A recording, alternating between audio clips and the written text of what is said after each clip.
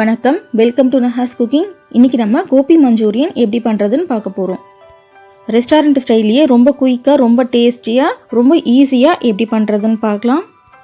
இந்த கோபி மஞ்சூரியன் பண்ணுறதுக்கு காலிஃப்ளவரை நல்லா சுடு தண்ணியில் உப்பு மஞ்சத்தூள் போட்டு நல்லா கழுவி வச்சுருக்கேன். இதுலேயே இப்போது 3 ஸ்பூன் கார்ன்ஃப்ளவர் சேர்த்துக்கலாம். சோள மாவு இதில் 3 ஸ்பூன் போட்டிருக்கேன். உங்களோட அந்த காலிஃப்ளவர் குவான்டிட்டிக்கு ஏற்ற மாதிரி இந்த கார்ன்ஃப்ளவர் சேர்த்துக்கோங்க. 3 ஸ்பூன் கார்ன்ஃப்ளவருக்கு 1 ஸ்பூன் மைதா சேர்த்துருக்கேன். மைதா பிடிக்கலைன்னா நீங்கள் கோதுமை மாவும் சேர்த்துக்கலாம். கொஞ்சோண்டு தேவையான அளவு உப்பு, இதுலேயே கொஞ்சம் வினிகர் சேர்த்துக்கோங்க. வினிகர் இல்லை அப்படின்னா லெமன் ஜூஸ் கொஞ்சம் சேர்த்துக்கோங்க.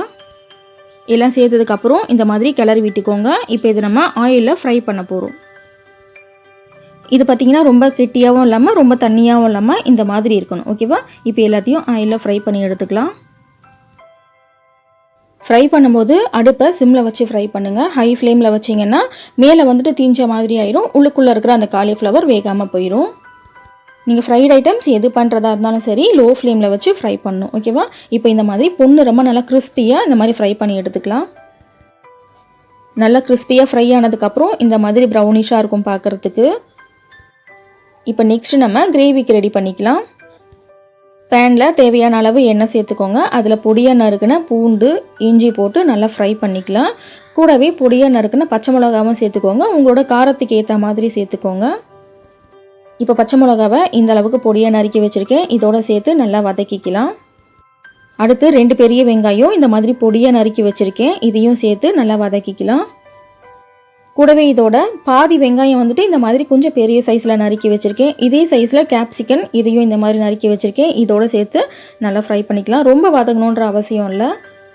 பச்சை வாசனை போகிற வரைக்கும் இந்த மாதிரி வதக்கிக்கலாம். வதங்கினதுக்கப்புறம் இது கூடவே டொமேட்டோ சாஸ் 2 ஸ்பூன் இதில் சேர்த்துக்கிறேன். 2 ஸ்பூன் ரெட் சில்லி பேஸ்ட் இதில் சேர்த்துக்கிறேன். அதுக்கப்புறம் டார்க் சோயா சாஸ் இது 3த்தையும் சேர்த்து நல்லா கிளறி விட்டுக்கலாம். இந்த கோபி மஞ்சூரியன் சாப்பிட்றதுக்கு இனிப்பு, புளிப்பு, காரம் எல்லா டேஸ்ட்டும் சேர்ந்து இருக்கும். ரொம்பவே நல்லாயிருக்கும். குழந்தைங்களுக்கு ரொம்ப பிடிக்கும். இதை கொஞ்சம் நல்லா வதக்கி விட்டதுக்கப்புறம் தேவையான அளவு உப்பு சேர்த்துக்கலாம். இப்போ இது ரொம்ப திக்காக இருக்கு இல்லையா? இது கிரேவி ஸ்ட்ரக்சர் வரத்துக்காக 1 ஸ்பூன் கார்ன்ஃப்ளவர் மாவை இந்த மாதிரி தண்ணியில் சேர்த்து கரைச்சி இதோட சேர்த்துக்கலாம். இந்த கிரேவி ரொம்ப கெட்டியாக இருக்கு இல்லையா? அதனால் இது கூடவே கொஞ்சம் தண்ணி சேர்த்துக்கலாம். இந்த அளவுக்கு இந்த கிரேவி தண்ணியாக இருக்கணும். இப்போ கிரேவி ரெடி ஆகிடுச்சு இல்லையா? இப்போது இந்த ஃப்ரை பண்ணி வச்சுருக்கிற காலிஃப்ளவரை இதில் சேர்த்துக்கலாம். காலிஃப்ளவர் சேர்த்து ஒரு 2 நிமிஷம் கொதிச்சதுன்னா போதும். இந்த மாதிரி திக்கான ஒரு கிரேவி நமக்கு வந்துடும். கூடவே கொஞ்சோண்டு சுகர் ஆட் பண்ணிக்கலாம். டேஸ்ட் ரொம்ப நல்லாயிருக்கும். இது கூடவே கொஞ்சோண்டு லெமன் ஜூஸ் அப்படி இல்லைனாக்கா வினிகர், 2த்துல ஏதாவது ஒன்று சேர்த்துக்கலாம்.